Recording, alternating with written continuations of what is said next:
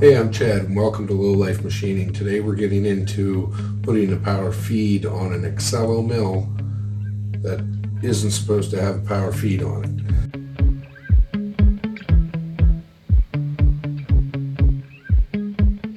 So I went and bought one of your cheaper power feeds from Beaver, and I looked around, tried to find some information on installing it.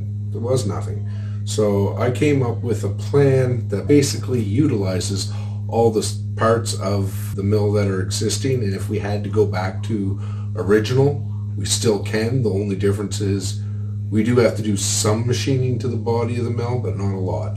So the only real component that we have to end up machining is the actual dial for the outside, and that gets bored out to 1 inch 305 thou.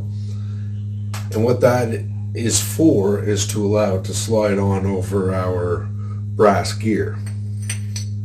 So all of our other machining is done to the power feed unit itself or adapters. So I took a couple pictures of some of the schematics I drew up for an adapter shaft sleeve you're going to need, and a couple other small little things.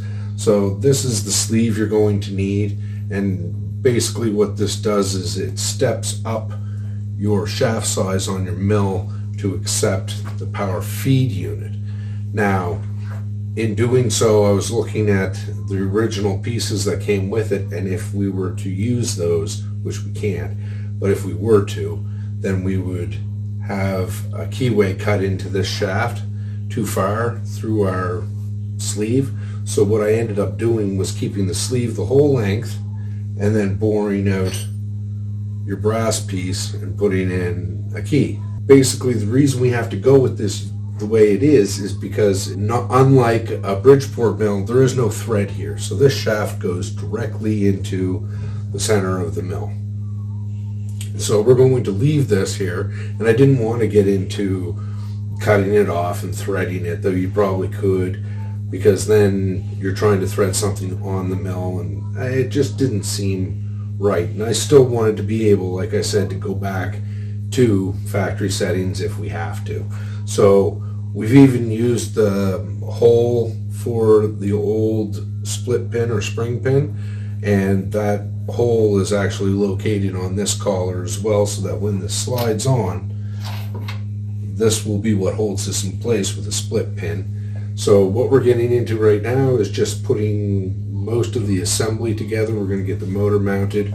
We're going to drill a few holes in the face of this, tap them, get the motor mounted, get the gear on, set our backlash, get everything kind of set up the way we want it to in order to be able to do this job. One thing I will tell you right away is it's going to be easier to machine this collar before you tear the mill apart, which I didn't do. I ended up having to work around it being half tore apart while I did this job.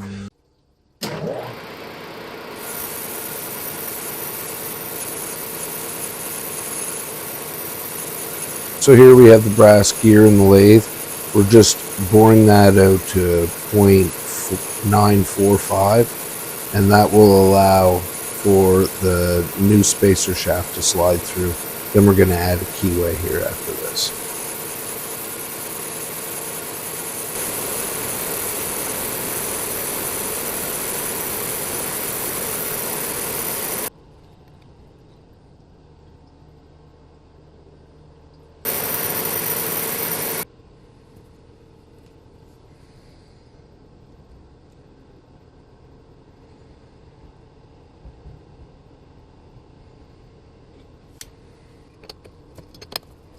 You can see here now I'm swapping out boring bars, and I've ground a 3mm high-speed steel tool to cut the keyway in the brass on the lathe. So I'm just getting that installed there now, and then just going to adjust the height, and then it's just a bunch of back and forth motion.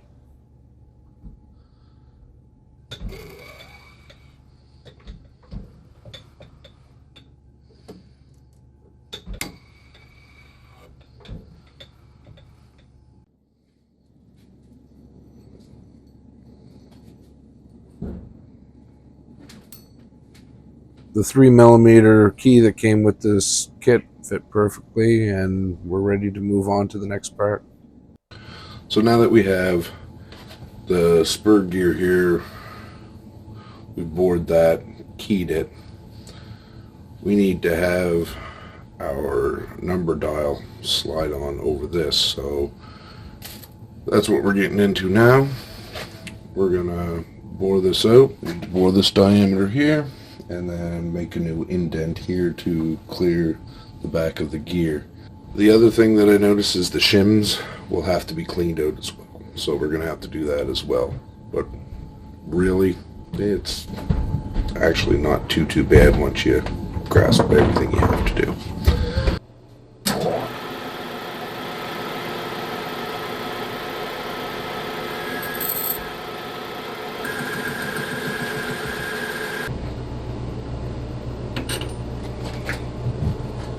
One more dust pass on that.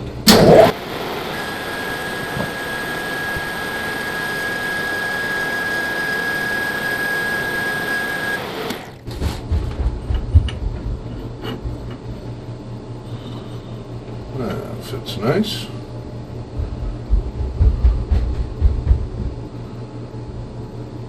Now, as I said, now we have to set it up so that this sets back here a little further.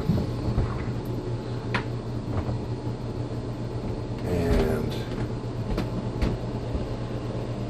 it would be nice if I didn't have to shim it.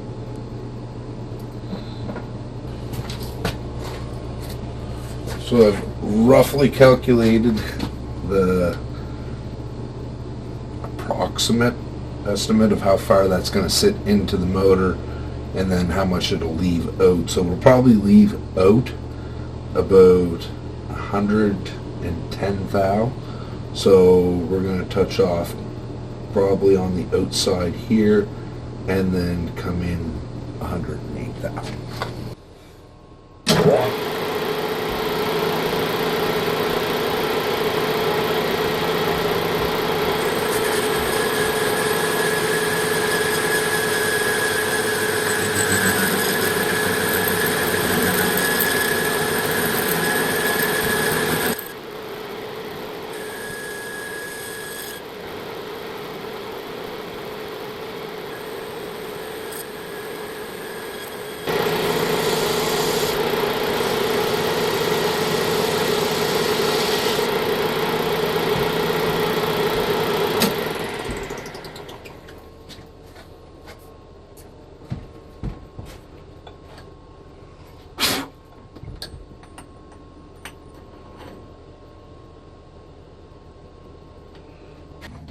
Okay, so I just have this mocked up right now. As you can see, I'm waiting on some tooling, a 3mm end mill to show up for this keyway on that spacer shaft.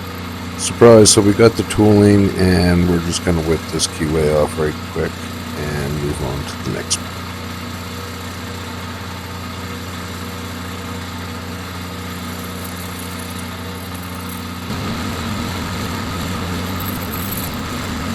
We have bored out our gear, which will sit into here.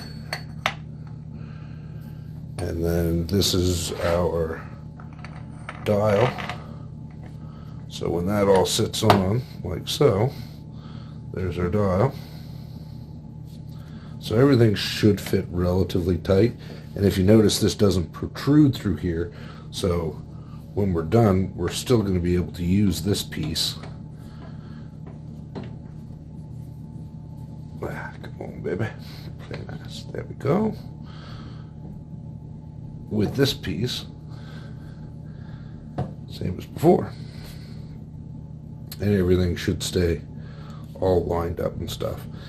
Now, this doesn't give us a lot of room for a handle, but we can always drill tap that and extend it out.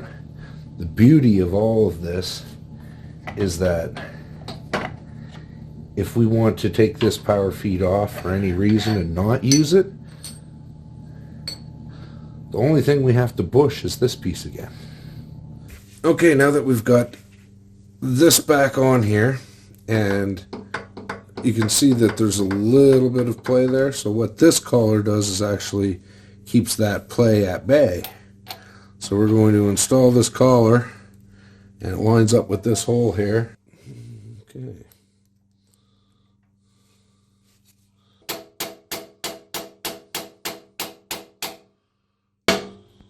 There we go. And then I'll just grind this off of here.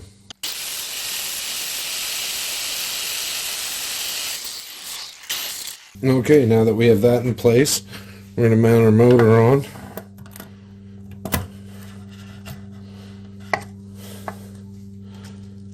So for my application here, I'm probably going to go with this hole and possibly, yeah, and this one up here. And those should give me a decent bolt hole pattern. So I'll grab a transfer punch, we'll tap those, and then bolt them up. Gonna stick the starrette on there to kind of show me level.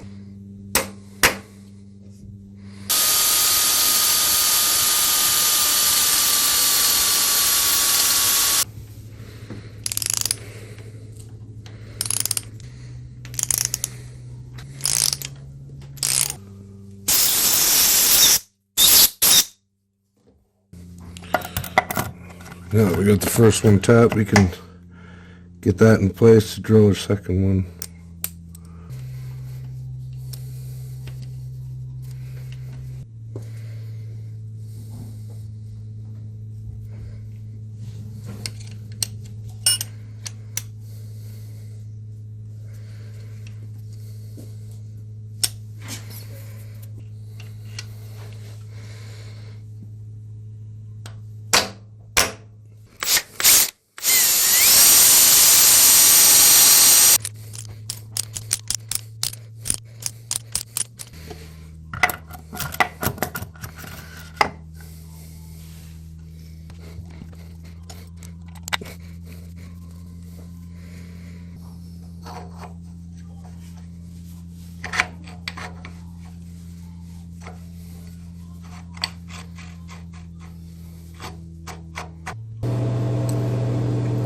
Okay, so we've got a couple shims in here now, and everything seems to be meshing up pretty good, so we're going to slide our machine collar on here, and I should put the key in there.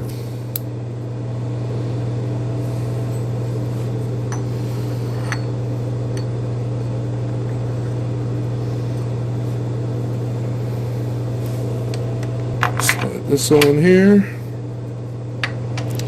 Use that for a bit of back pressure. I want to make sure this is going to work properly before I drill this last hole, because this last hole is going to pin this to here, but it's also going to keep the backlash, so I want to be able to move this still. So what I'll probably end up doing is putting a piece of paper between here just to give a very small, minute gap there, which would probably be what, 2-3 thou maybe, even though I'll just use a cigarette paper, and that should do the trick for that, and that'll keep that nice and free. But what I'm going to just do for now is keep pressure on it. So we're going to plug it in and yeah, see what happens.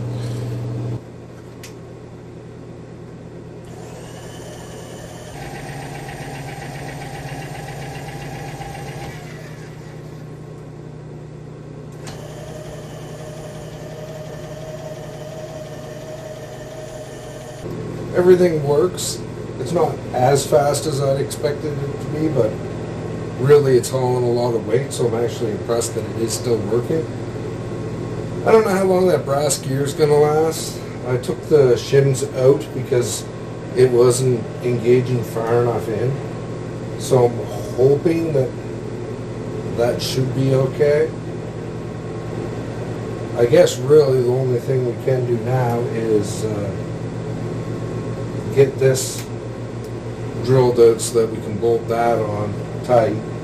So this is the hole here we're going to be drilling out, and I'm just going to get a little shim to put behind there. It does seem like it's, in all honesty, it should be alright there, I think.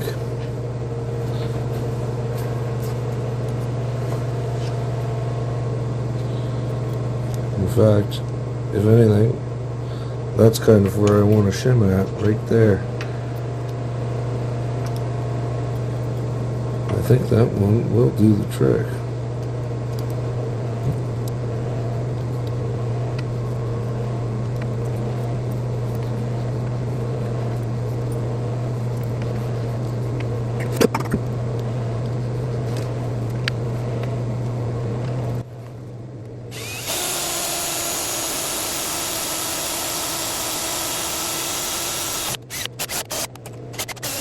And there we go. Get the air hose, pull that all off.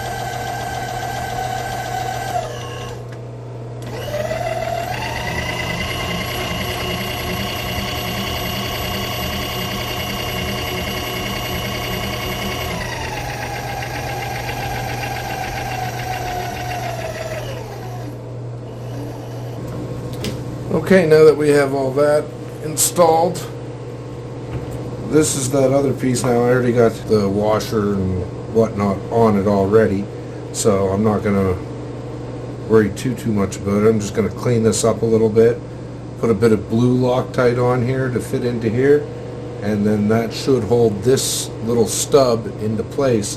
And what this stub does is allow you to have the extra room for your handle to sit on there. We'll put it on for now, but I may end up taking it off later. Okay, so we got some Loctite. This spring is the spring that came in the kit, and I just literally stretched it out a little more. Found I had to. So we're going to slide the spring on. Slide this through our handle.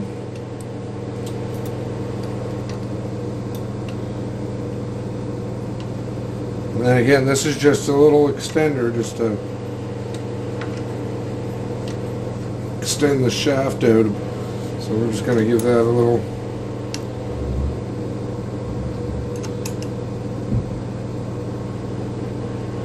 there. And that keeps that away from there so it can still do its thing.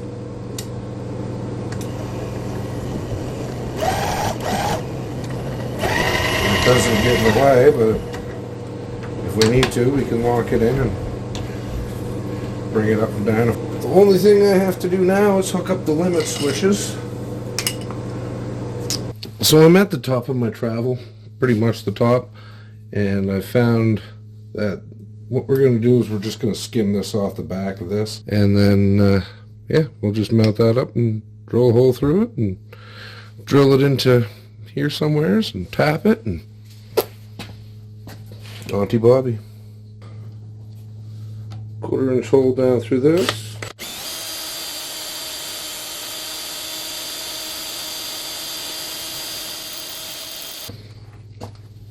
Okay, so I set my stop.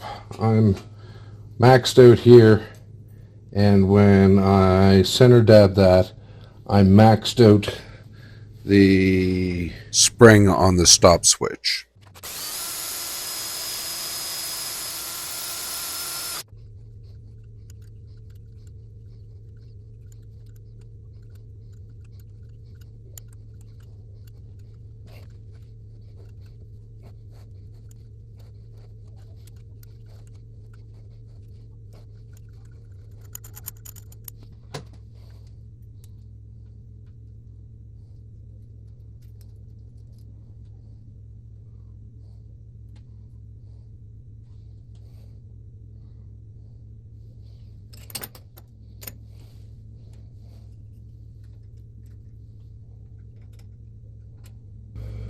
Well, it does sit a little bit off, but I think it will catch.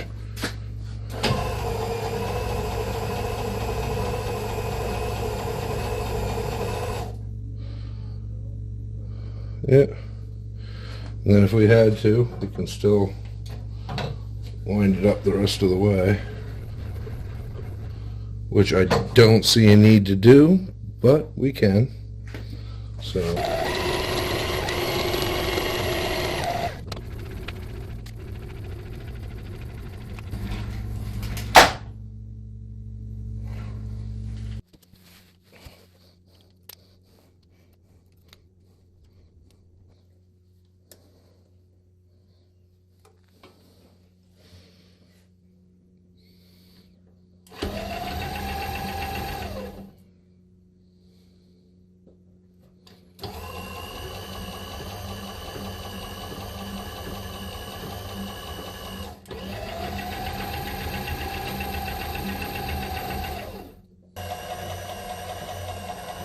So everything's back together and working really well with the stops in place. I've had this working for probably 6 months now, and there's been no real flaws with it at all. It's actually probably one of the best things I've done to the mill. This is the drawing of the stub shaft for the handle extender. And this is the drawing for that sleeve with the keyway in it. Alright guys, thanks for watching, and until next time, see you later, Buzzy.